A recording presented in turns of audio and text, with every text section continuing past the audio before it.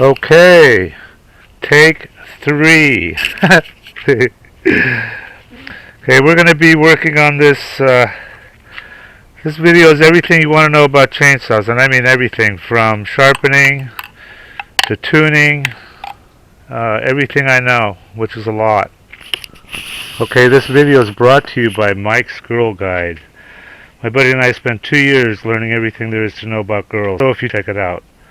Also, if you trade stocks, check out ddamanda.com. I have links to both of those in the description. Alright, let's keep going. Okay, I want you to know that this applies to all chainsaws, what I'm about to teach you.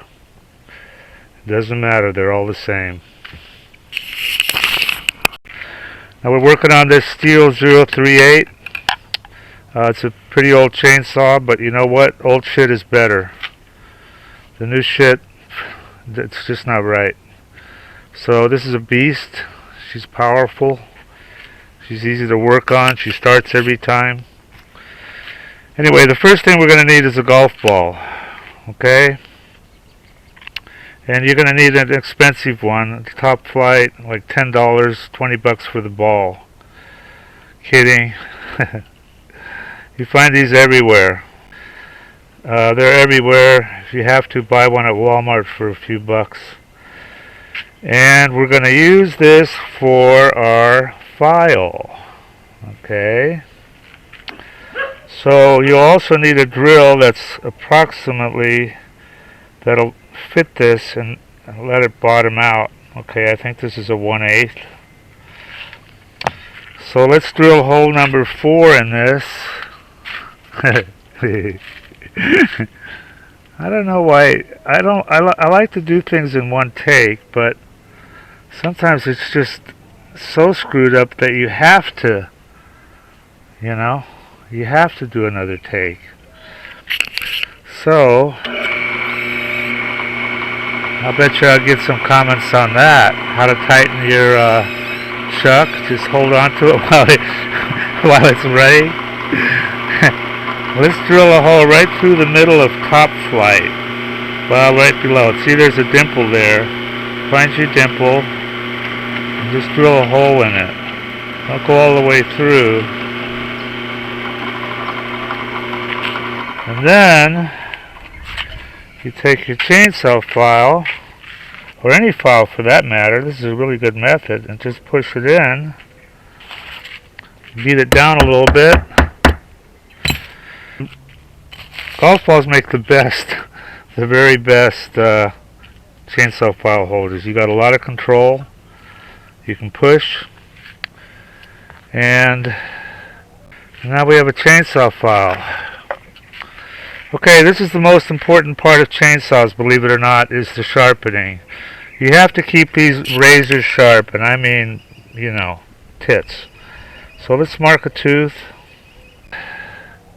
Let's get to the most important part. So pick a tooth. Alright, mark it.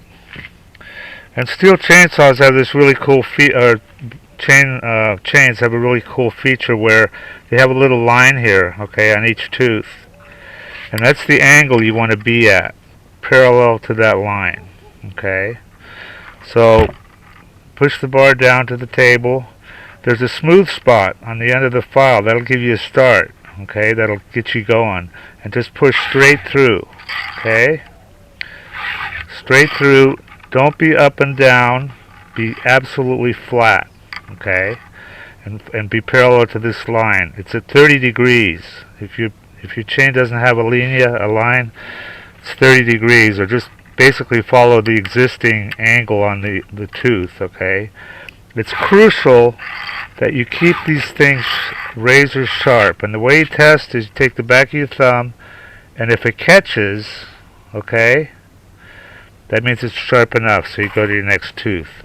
You want to keep these things razor sharp at all times, because what will happen is if it gets a little bit dull, it'll get really, really dull fast, okay? So, and then you'll spend a lot of time sharpening it. So just, normally you would only have to maybe do 2-3 passes to touch up the tooth, okay? and it goes pretty quick. Now they make machines and all sorts of other crap for sharpening these, but I like this way. Okay, you don't. It's not rocket science. Okay, nice and sharp. And in addition to this line here being your guide for the angle, that's also the end of life. So when you get to that line, it's over. Throw away the chain. Okay? So you still got a lot of room here. But when you get to that line, it's over. Also, as you're filing, periodically turn your file a little bit to get to a new area. Okay? And when you get to your mark, you keep going like this. Flip it around and do the other side. Okay? Even, follow the line straight through, a straight shot, no wiggling. And you'll notice that when you first sharpen the file will kind of like slide, you know. That's because this tip gets work hardened, and you got to get rid of that. Okay, so just do it, and you'll feel it. Okay, it's just push in, keep it parallel to the linea until it's, till it catches. See, that one's not ready yet. I might have waited too long to sharpen this, because what happens is, and you have it's a pressure in and just a tiny bit up. So what happens is, if it gets a little bit dull, it'll get really dull fast. Okay, now that catches. See.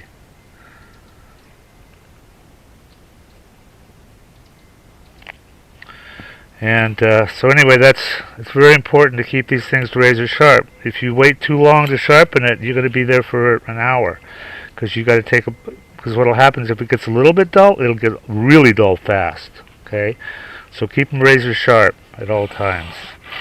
All right, end of take. This angle here, if you don't have the marks, it's 30 degrees. Okay, or just follow the existing pattern on the tooth. Okay.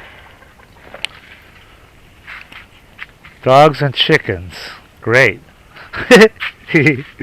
Alright, this is sharpening. Next we're going to work on starting them and oiling and all this other stuff. Let's see how take 4 worked out.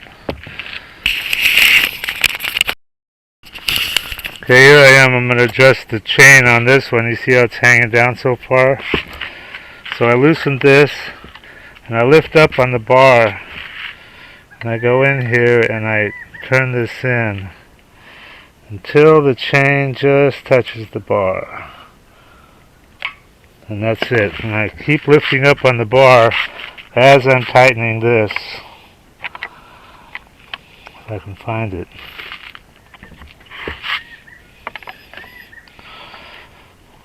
And there you go. It's adjusted. Should move pretty easily. Alright. Okay, here's something that most guys don't know about. Right here at the front of the chainsaw is a little hole on both sides. And what it's for is so you can grease this sprocket up front here. You just push a little bit of grease in. You need a special kind of a tool, really. And on the other side,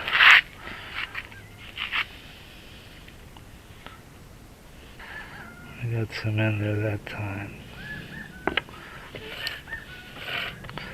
Anyway, that's one thing you should do every once in a while.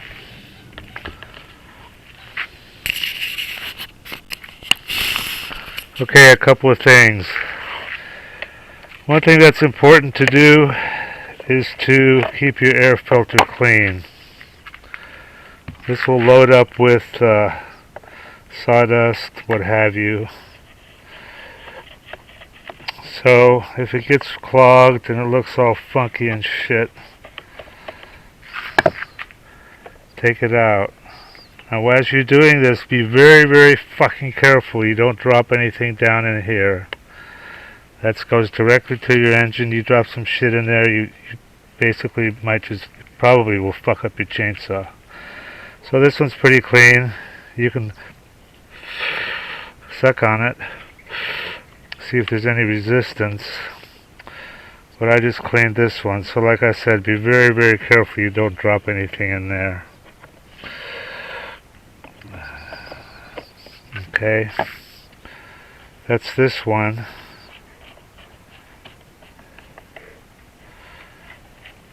And let's look at the other one. Okay, one very important thing is your air filter on all these engines. This one's under here, so you just unscrew this. I already showed how the other one is, the big boy. Make sure that's loose. I like to tilt this one on its side because the carburetor is right underneath here, and I don't want anything to drop in that hole. Okay, there's your hole right there. You do not want anything to go in there. So then you just pull it out. Okay, I'll actually keep it like this. And underneath is where, this one's still pretty clean, underneath is where the air actually comes up through here and then goes in the engine.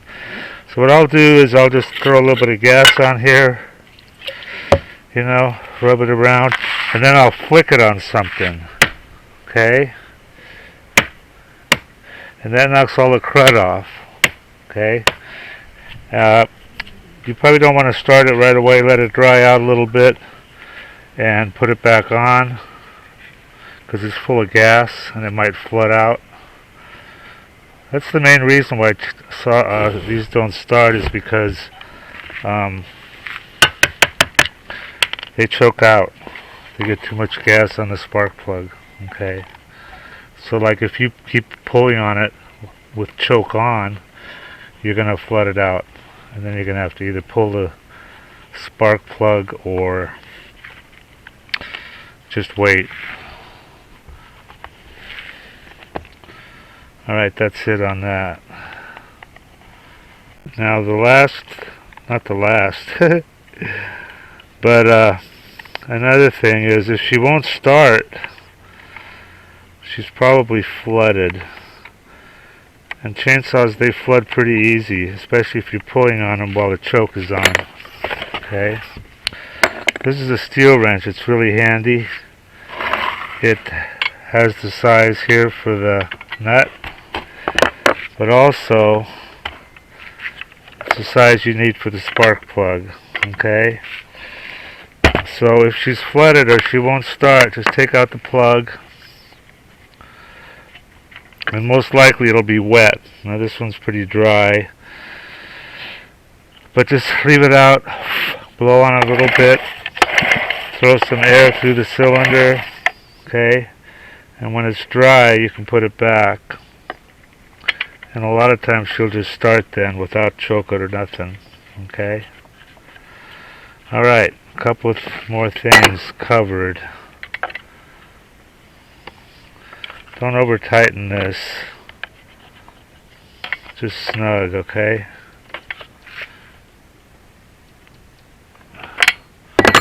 And there you go. Don't forget to plug it back in.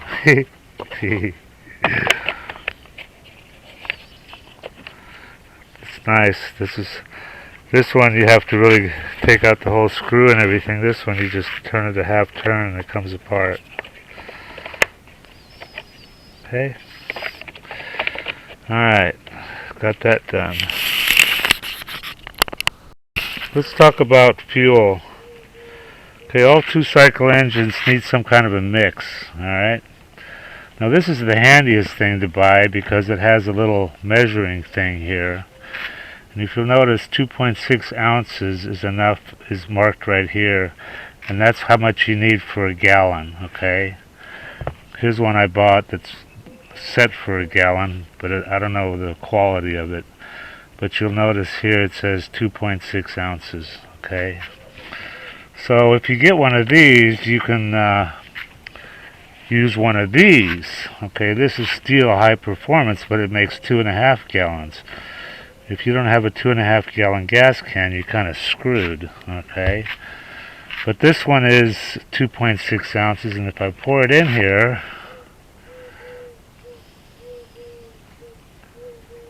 there it is. It's up to the 2.6 ounce mark. Now, this stuff is Echo. I don't know what this is, but I don't care. I'm just going to mix it up. Now, the way to get it back down is, good question. Here, you tilt it like this, okay? And you'll notice there's nothing here. Now what you can do is squeeze the bottle, and that'll squeeze some air out, okay? Then when you turn it this way, and you open this up, it'll suck it all down in there. Okay, it's sucking it down. There you go. So now it's all gone for the most part. But I want to use this steel high performance, so what I'm going to do is pour I've only got a 1 gallon can, so I'm going to pour 2.6 ounces in here up to the line, and now I'm ready to mix it.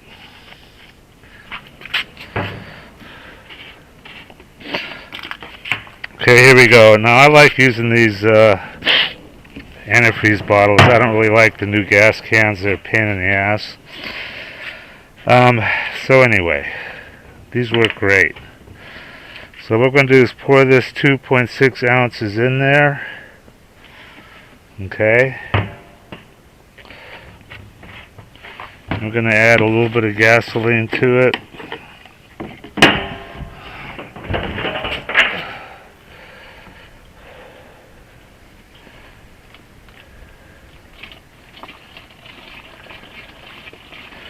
And swish it around so it mixes, then fill it up. Yeah, I bet you I get lots of comments on this. I'm going to show you a little experiment with gasoline in a little while. I've got a funnel somewhere, but I'm old school.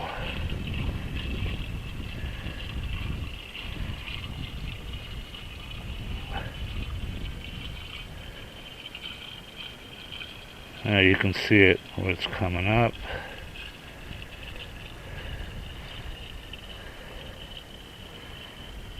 And there's our gallon. Here, turn it upside down and mix it up. And you've got 2-cycle gas ready to go. Now one interesting fact is you can run a 4-cycle engine on this, but you can't run a 2-cycle engine on plain gas because you'll burn it up in a hurry. Okay. Now let's rinse this off. Rinse off any gas. And we're good to go. Okay, here's an interesting experiment with gasoline. You guys are going to love this. So let's put a little bit of gasoline in here. There we go. This is a cigarette. I'll give $100 to anybody that can light gasoline with a cigarette.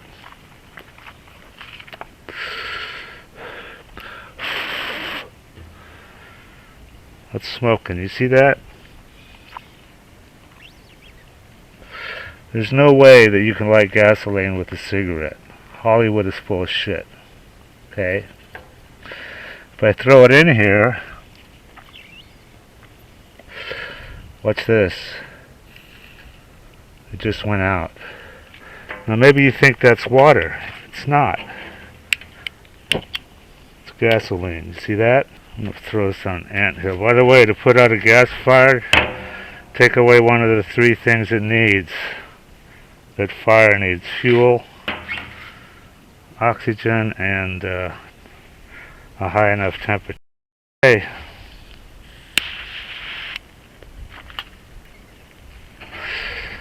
It's hot too. It's hot today. There's fumes in here. Look at that.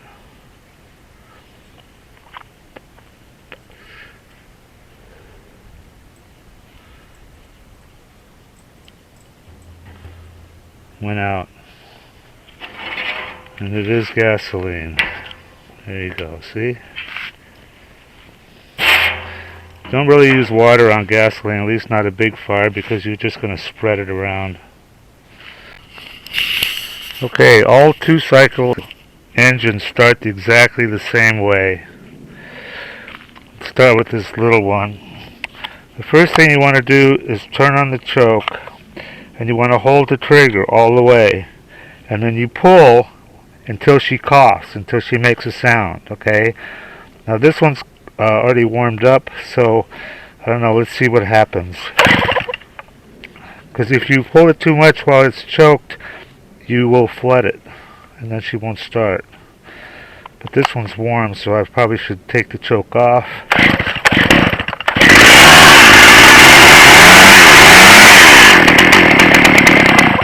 And you choke it out to shut it off.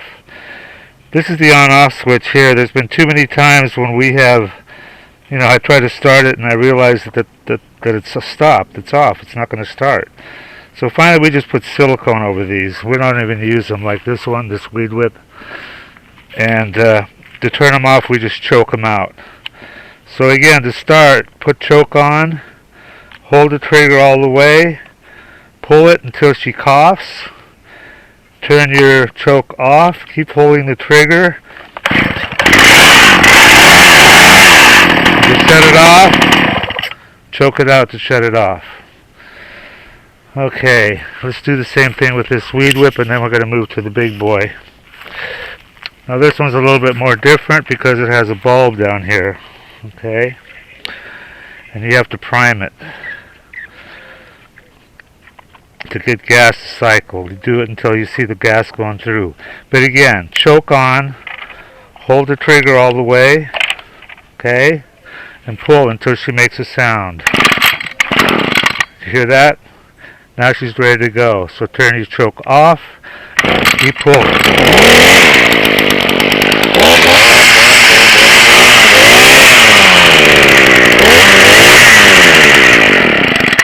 And choke her out. Okay, when you're all done for the day, or you're going to put it away for a while. If you're going to put it up for a while, this is what you do. If you're running it day by day and you're going to use it the next day, you don't have to do this. But what we do is we pour all the gas back out. Okay? Empty it.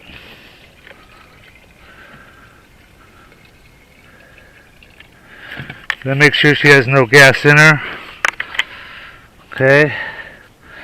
And what we're going to do is we're going to run her until she runs dry, until she quits. And that takes all the gas out of the carburetor, and you won't get deposits. Because lots of times when you've had them not running for a long time and you put gas in, they won't start because they got crap deposits in the carburetor. So we're just going to run it choke off because she's hot.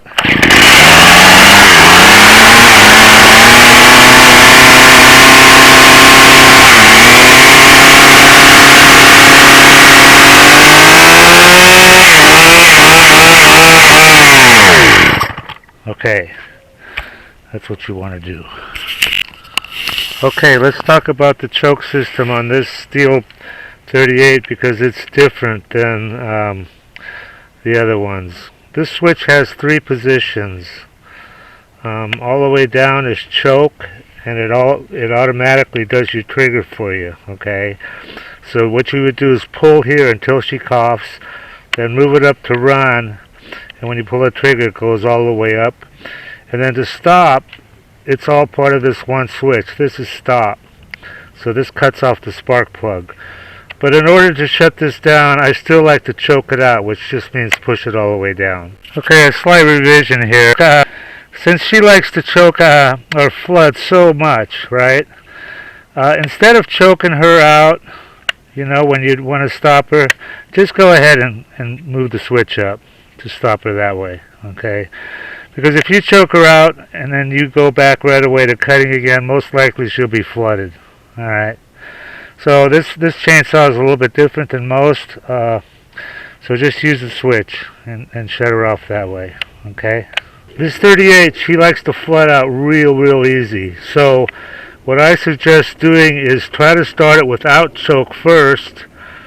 See if she'll start. If she doesn't, go all the way down to choke and pull it that way until she coughs, and then go choke off.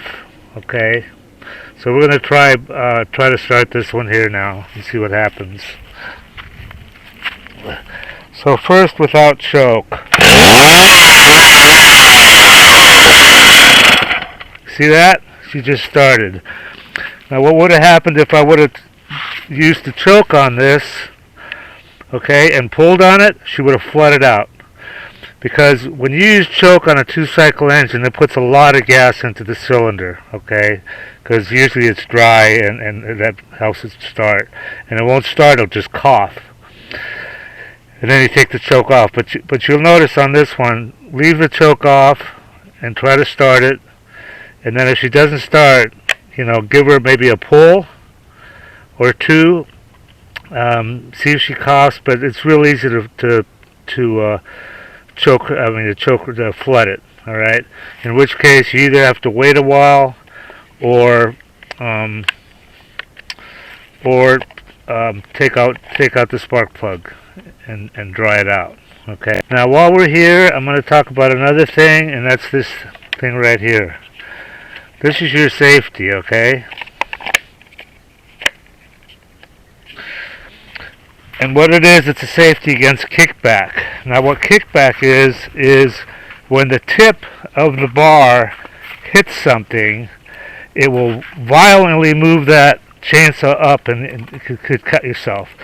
But what will happen is, always use two hands to cut, of course, but what will happen is your hand will likely hit that, and this locks the chain. Okay? There's no way to move that chain right now. So a lot of times, sometimes it'll be on when you're trying to start it and it won't run, and that's because of that.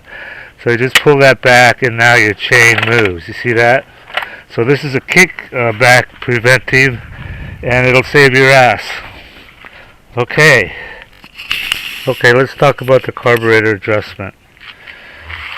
There's 3 screws here. An H, which is a high, an L, which is a low, and an LA, which is your actually controls the idle speed. It actually, controls the trigger. So this will control your speed of your idle. The low is a jet that controls how much gas she gets when she's idling. Okay. The high is a jet that controls how much gas she's getting when you're fully, when you're running it, cutting. So first thing you want to do is turn both of these in all the way. Okay. Your high and your low, turn them both in all the way. Okay, and this idle speed screw, the LA, just turn it up a little bit. Okay, because you want to make sure that when we start this, that she's running pretty good. Okay, and this controls that speed at idle. It just controls how fast she's going. The low controls how much gas she's getting at idle. The high controls how much gas she's getting at running. Okay, so we've got them both turned in. Don't crank them too hard. Now take this one, the high, and turn it out exactly 1 turn. Okay?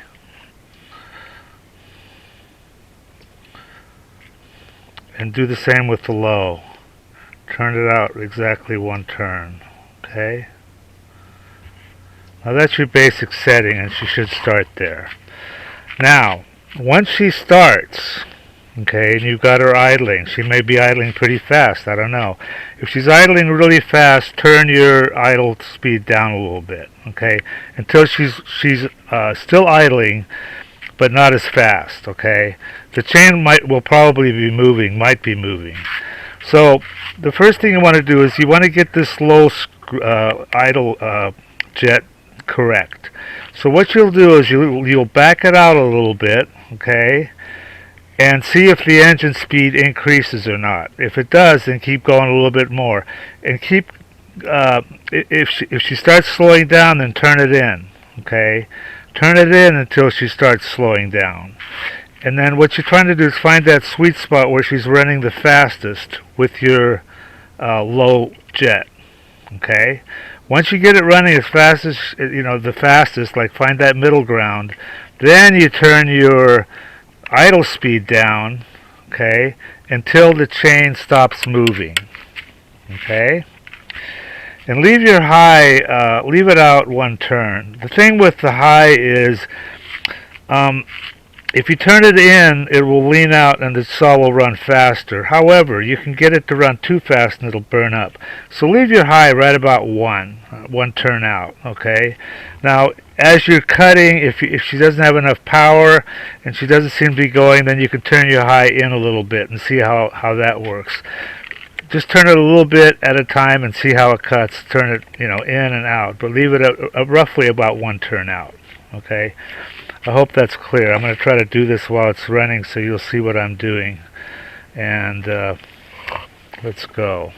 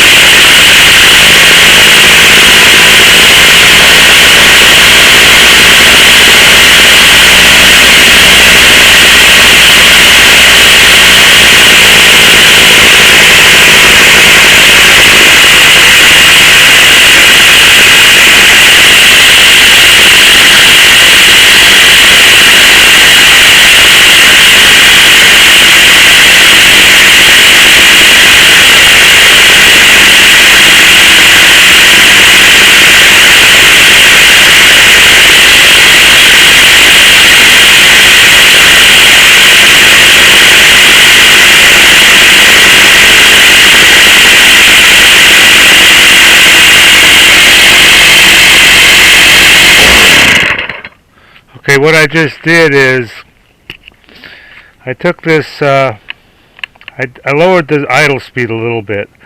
Then I took this low jet, okay, the low jet, and I went one way and then the other way, and I was trying to find the spot where it moves the fastest, okay, to where the chain was moving the fastest, okay. So I found that sweet spot right here in the middle going back and forth, and I found it. And then I reduced the idle speed to where the chain stopped moving. Okay? And that's your perfect settings for your low. Alright? Okay, there's one other way that you can tune the low. So, if you've, turned it in all the way, not tight, and you've brought it out one turn. When it's running, when you pull the trigger, it should spin up really, really fast, okay? If it bogs a little bit to where it's, hesitating, then open up this, counterclockwise, open up this low a little bit more, okay? I'm going to show you while it's running what I'm talking about here. Okay, hang on.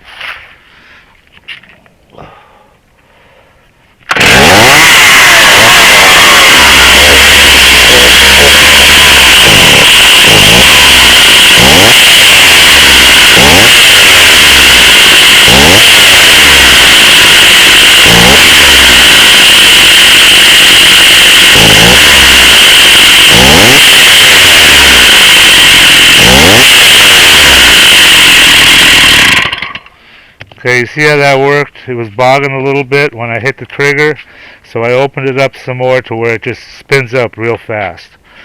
Okay, that's it. On your high, the high jet, you just want to be careful you don't turn it in too far to where the saw revs too much, okay? And so I would say, turn it out one full turn, leave it there. If as you're cutting, the saw is not, going, wah, and it's going, bogging a little bit, then close it a little bit. Close your high a little bit. Okay. So when you give it gas, this thing should spin up immediately. Okay. It should just vroom, run. And that means all your settings are good. Just be careful you don't turn that high in too far, because that'll lean out the mixture and you could burn it up because she'll over rev. Okay, this video is brought to you by Mike's Girl Guide. My buddy and I spent 2 years learning everything there is to know about girls, so if you check it out. Also, if you trade stocks, check out ddamanda.com. I have links to both of those in the description. Alright, let's keep going. Okay, I hope that's clear. I'm going to review one more time. The H and the L are your two jets. The H is your jet for high speed and the carburetor jets, and your low L is your jet for the low speed. Okay? And the top one, the LA, what that does is just control your idle speed. Okay? But these two control the mixture for the different speeds, idle and, full cutting. I hope that's clear. Okay, here's another thing that's pretty important. Remember, we have our mix here and we have our oil here. This oil lubricates the chain. Okay? Sometimes it gets clogged up, in which case you'll have to take this off and make sure that all the passage in here is clear. But in order to check if this thing is working, here's what you do. Is you start it up and you run it and you put it up against something. You don't touch it, you just hold it here. And what will happen is a film of oil will come off of this chain if it's working, and you'll know that the chain's getting lubricated, because if you run a dry chain it can really fuck it up pretty quick. Alright, I'm going to show you that right now.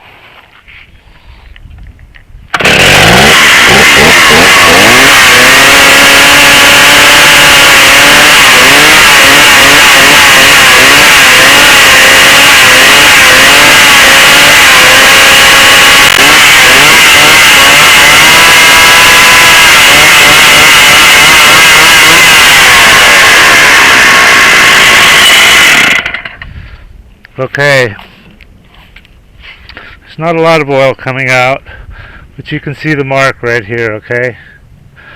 Plus the bar is real oily, so that means your oiler is working, which is good. If it stops working, or what usually happens is you run out of oil and you forget to put more in, is this thing's now running dry, and it'll sound different, and it will fuck up your chain. Well, it'll fuck up your bar for certain. Okay, I think that might be it.